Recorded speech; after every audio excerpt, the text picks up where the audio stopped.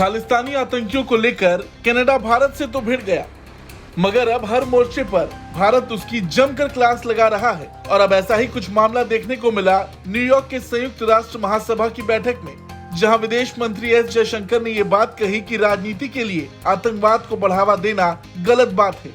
विदेश मंत्री जयशंकर ने कनाडा का नाम लिए बगैर कहा कि अब वो दिन बीत चुके जब कुछ देश एजेंडा सेट करते थे, जबकि दूसरे देश उसी पर चलने की उम्मीद करते थे।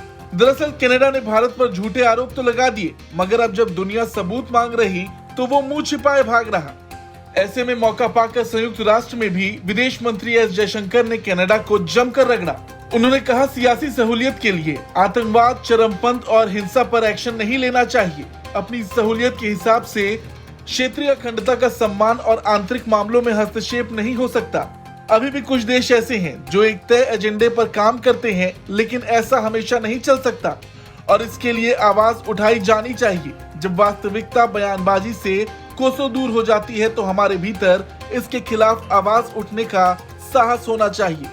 उन्होंने कहा कि भारत विभिन्न साझेदारों के साथ सहयोग को बढ़ावा देना चाहता है। अब हम गुट निरपेक्षता के योग से विश्व मित्र के रूप में विकसित हो गए हैं। यह क्वाड के विकास और ब्रिक्स समूह के विस्तार से झलकता है।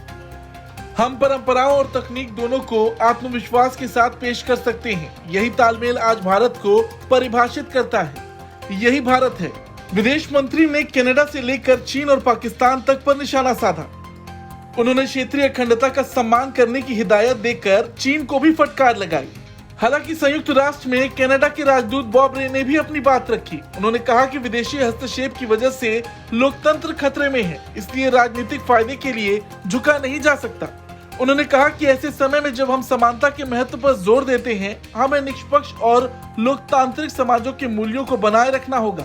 हम किसी के राजनीतिक फायदे के लिए झुक नहीं सकते, क्योंकि ऐसा देखा जा रहा कि विदेशी दखल की वजह से लोकतंत्र खतरे में है। सच्चाई ये है कि अगर हम उन नियमों का पालन नहीं करते जिन पर हम सहमत हुए थे, तो हमारे उन्मुक्त समाजों का ताना बाना टूटने लगेगा। खैर, ये तो था संयुक्त राष्ट्र में कनाडा की तरफ से दिया गया बयान।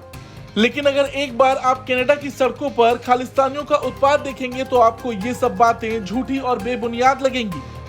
खैर, भारत ने तो संयुक्त राष्ट्र में कनाडा को बेनकाब कर ही दिया, लेकिन साथ ही साथ खालिस्तानी जो कनाडा की सड़कों पर हरकतें कर रहे हैं वो भी सबकी नजर में है।